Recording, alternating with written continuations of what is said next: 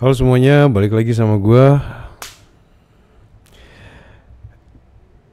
Jadi gini ceritanya ya,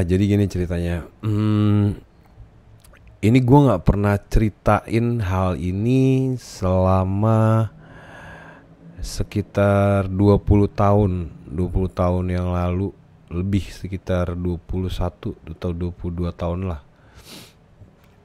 22, gue kira-kira 22 tahun lah. Gue nggak pernah cerita ini sama siapapun, gue nggak pernah bagi hal ini sama siapapun. Gue cuman bagi ini sama kalian yang emang ngikutin gue dari awal gitu ya. Jadi pertama kali kenapa bisa rame yang namanya benzo, alprazolam gitu ya. Jadi di tahun 2022, tahun 2023 itu gue pertama kali itu mempelajari tentang farmakologi dan kandungan bahan-bahan kimia. Itu di awal tahun 2000 dengan tidak sengaja, nggak ada niatan gue mau belajar. Jadi ceritanya saat itu tuh gua lagi bawa anak gua, dia masih balita. Gua baca-baca gitu kan buku di salah satu toko buku. Anak gua bawa keluar nih, nggak taunya buku ISO dan MIMS ya nama bukunya. Nah itu kan panduan untuk semua farmakologi dan semua apoteker. Jadi jadi ceritanya kayak gitu. Dibawa lari keluar anak gua ke luar toko buku tersebut. Nah, gue thanksin kalau misalnya balik lagi ntar dikira apa gitu ya. Ya udahlah itu, dan gue juga nggak aware saat itu, gue nggak waspada juga anak gue bawa buku itu. Akhirnya sampailah ke rumah, akhirnya gue pelajarin tuh buku gitu kan, gue pelajarin tuh buku nggak sengaja dapatlah kandungan itu ya kan. Itu di tahun 2002, sekitar tahun 2002, dan akhirnya gue belajar bagaimana caranya menuliskan resep versi dokter psikiatri maupun psikolog. Di situ gue belajar semuanya ya kan. Gue waktu itu browsing masih ya minimalis lah ya. Yang kita banyak belajar itu melihat, membaca, bertanya, saat itu begitu kan ya. Nah, akhirnya gue belajar dan akhirnya gue sebarin lah ilmu gue ke teman-teman yang ada di komunitas PTRM dan komunitas yang ada di Jakarta, di Bandung. Saat itu gue masih kuliah seni rupa. Gue bagi sama teman-teman gue gimana ngehack rumah sakit dan apotik. Ya ini gue cerita aja ya. Ini kejadian 22 tahun yang lalu gitu. Akhirnya jebol itu di tahun 2023. Tahun 2003. Rame lah itu ya kan di Jabodetabek dan Bandung. Jadi setiap PTRM yang ada di Fatmawati, yang ada di Bandung, Hasan Sadikin, yang ada di pokoknya sekitarannya lah ya, rame kayak gitu. Muncullah akhirnya tindakan kriminal kayak dokter Sudirman gitu ya. Waktu itu almarhum dokter Sudirman, bekas kepala RSKO Fatmawati. Saat itu dia punya apotik di daerah Cipete, dibobol sama anak-anak gitu kan. Nah, singkat cerita, rame lah akhirnya di tahun 2005, 2006, 2007 Jalan Biak. Ya, kalau misalnya ada yang ingat gitu ya. Jalan Biak nih lahir banyak orang ya. Tadinya itu kan di daerah Gajah Mada ya kan, di kota sepanjang jalan tuh kalau lu lihat ada yang jualan kondom, jualan segala macam lah. Nah itu tadinya dulu di situ, sama di Senen itu loh. Pindah ke sana akhirnya karena semua rumah sakit itu gue bisa masukin, nggak ada rumah sakit yang nggak jebol sama gue. Ya ini gue nggak ada niat apa-apa cerita kayak gini. Kita cerita dulu aja ya, lucu gitu loh. Semua rumah sakit, semua apotek gue masukin. Gue cuman modal buku resep yang gue print sendiri.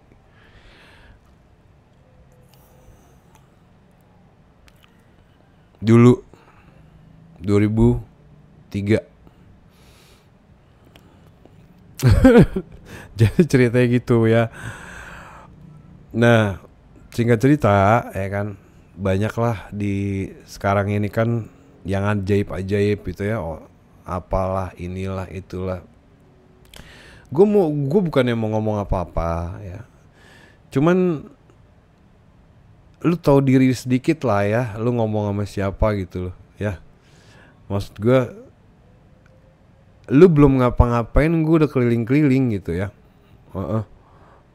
Bukan main di satu daerah aja enggak. Mau di mana? Medan, Dr. Singh di Jalan Setiabudi, di Bali, di mana? Kalau main jago kandang aja nggak usah ngomong lah ya. Malu. Lagian kalau masuk gara-gara narkoba jangan ngomong sama gua, bener. Gua kasih tahu sedikit nih ya. Masuk gara-gara narkoba itu ya, di dalam enak ya, nggak kayak kriminal, enak, duit lancar, apa-apa ada. Beda sama kriminal.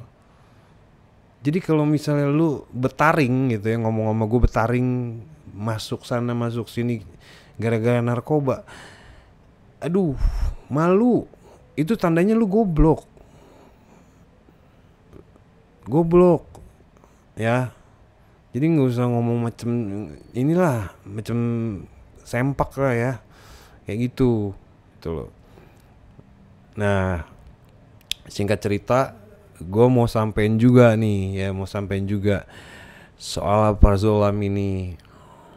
Kan banyak banget teman-teman itu ya kan yang ngerasa kalau zat yang atau merek dagang yang satu itu lebih baik daripada merek dagang yang lain. Misalnya Camlet itu lebih baik daripada Alganax, atau Alganax lebih baik daripada Dexa, kayak gitu ya.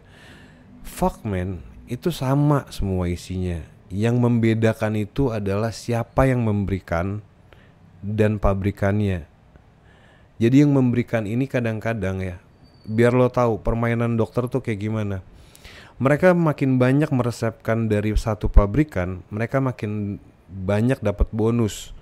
Biar lo jelas nih ya. Kalau misalnya dia sering meresepkan dari pabrik A, itu banyak tuh dikasih kartu kredit, dikasih cicilan untuk kendaraan. Jadi banyak privilege yang didapatkan sama seorang dokter, tergantung dia itu arahnya kemana gitu loh. Tapi nggak sedikit juga gitu ya dokter-dokter yang masih punya istilahnya apa, idealisme. Nggak segampang itu dia ngeluarin yang namanya resep benzodiazepam seperti alprazolam. Jadi nggak segampang itu dia mengeluarkan. Dan gue kenal banyak dokter yang kayak gitu. Mereka masih punya idealisme ya. Mereka ngelihat apa, oh bener orang ini membutuhkan atau enggak. Jadi lu sebenarnya nggak bisa main-main sama zat ini. Gue cuma mau ngasih tahu itu aja. Gua cerita hidup yang masih hidup, teman-teman gue udah nggak ada ya. Dan gue ngelewatin itu semua, dan gue berhasil ngelewatin itu semua. Dan gue sekarang ya masih bisa ngebagiin cerita ini sama lu dengan harapan gue nggak mau generasi setelah gue ada apa-apa. Banyak yang gila, banyak yang sakit nggak jelas. Itu niat gue, nggak ada niat gue mau gimana-gimana, nggak. Jadi kalau lo mau dengerin cerita ini, dengerin yang utuh. Ini gue kasih lihatnya dari MIMS Indonesia ya. Jadi MIMS itu adalah apa? Gue kasih lihat. MIMS ini adalah ya, dia adalah panduan untuk seluruh pekerja atau pelaku farmakologi se-Indonesia, sedunia ya. Ada MIMS Indonesia, ada MIMS internasional, Amerika, UK, beda-beda. Semuanya sama. Nah, gua kasih lihat nih ya. Ini ada kayak bisa, misalnya lo lihat ini Actazolam, ini Alganax, ini Dexa, ini Mercy, Apazol, Atarak, ya gak? Ini Veprak, Frixitas, Grazolam, Opizolam, ya gak? Hah? Ya kan? Ya kayak gitulah contohnya, ya kan? Dan masih banyak lagi gitu loh. Jadi maksud gue gini. Ini sama semua kandungannya tuh, isinya tuh kandungan yang belakangnya ini alprazolam, mereka hanya dibedain sama pabrikan dan siapa yang memberikan itu, gitu loh. Jadi nggak ada bedanya sebenarnya, nggak ada bedanya sama sekali. Nggak ada satu istilahnya satu brand atau satu nama itu lebih baik dari zat lain. Ada bedanya ketika mungkin lu di Meksiko. Di Meksiko itu banyak banget perdagangan ilegal. Jadi mereka tuh nyampur seenak-enaknya dengan racun tikus, dengan kandungan yang gak semestinya. Nah kalau di Meksiko kayak gitu. Udah pernah ada yang ke Meksiko belum? Kalau gue udah. Gak usah ngomong kalau misalnya belum, ya kan. Nah beda lagi nih kalau misalnya Meksiko, beda lagi sama black market kayak gitu. Yang bedain itu. Jadi perbedaannya hanya di situ. Yang berikutnya ya, perbedaan lagi ketika ada yang namanya Camlet 2 mg.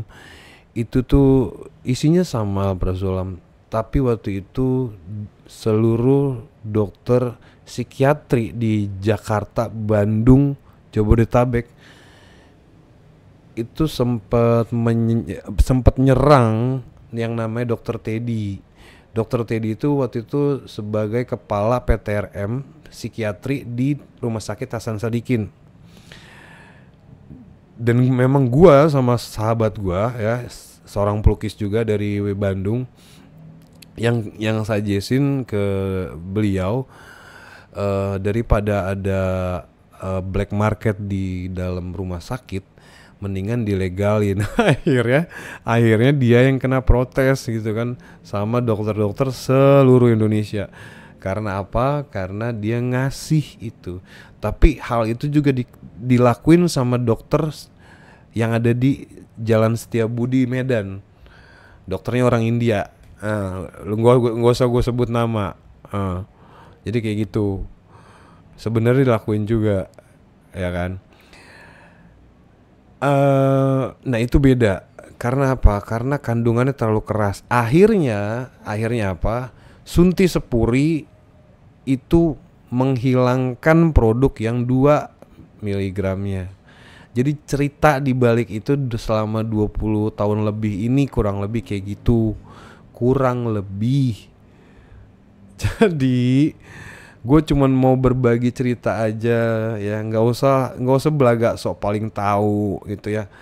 Gue nggak pernah cerita ini 20 tahun lebih loh. 20 tahun lebih gue nggak pernah nyeritain apapun sama siapapun.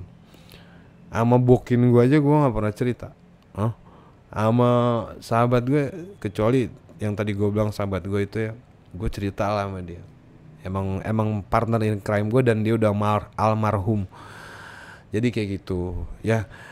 Jadi mudah-mudahan harapan gua ya, ada yang bisa lo ambil dari cerita gua ya. Nggak selalu lo harus goblok dulu ya, baru dapetin yang namanya pelajaran. Lu bisa dapetin pelajaran dari mana aja. Dari ODGJ lu bisa dapet pelajaran. Dari channel ini lu bisa dapat pelajaran dari gua. Nggak mesti lu ngelewatin yang kayak gua lewatin baru lu mendapatkan pelajaran. Harapan gue cuman itu dong, simple ya. Jadi buat teman-teman yang masih dalam terapi, jalanin terapinya, nggak usah maksa untuk cepet selesai ya kan, karena itu disesuaikan dengan kebutuhan patologi badan lu sendiri, kebutuhan latar belakang psikologi kita, semuanya itu komprehensif. Jadi nggak bisa lu ngukur hal tersebut dari satu indikator aja. Semuanya itu bener-bener banyak variabel yang menentukan seberapa lama orang mengkonsumsi obat terapi tersebut. Jadi nggak usah terburu-buru dalam hal terapi lo, pelan-pelan aja ya kan. Pasti ada ujungnya. Semua yang lo mulai pasti ada akhirnya ya kan. Semua yang lo lewatin pasti ada selesainya gitu kan, kayak gitu ya. Cuman sejauh mana, sekeras apa lu pengen berusaha lebih baik buat diri lu. Segitu ya dari gua ya. Mudah-mudahan ada manfaatnya dan bisa ada hal yang lu petik dari cerita gua. Itu aja. See you next time dan ciao.